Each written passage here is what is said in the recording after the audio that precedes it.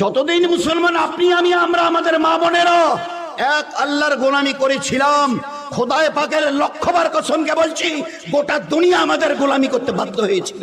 যেদিন থেকে খোদার গোলামি ছেড়ে দিয়েছি সেই দিন থেকে আল্লাহ নারাজ হয়ে গোটা দুনিয়ার আমাদের গোলাম বানিয়ে দিয়েছে।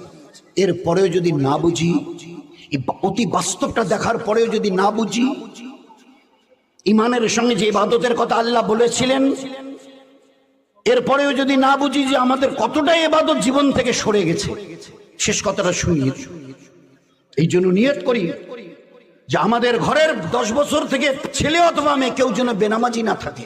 আমাদের বাড়ির 3, 4, 5 বছরের বাচ্চা বাচ্চিরা কোরআনের ইলম থেকে এরা যেন না ওয়াকিব না থাকে। ইলমি দিন শেখা ফরজ, ফরজে আইন। মা বাপ যদি না শেখান তো গুনাহে কবিরা হবে। এই ছেলেরা ইলমি দিন আর আমালে দিন না শেখার কারণে আল্লাহর নাফরমানি করবে।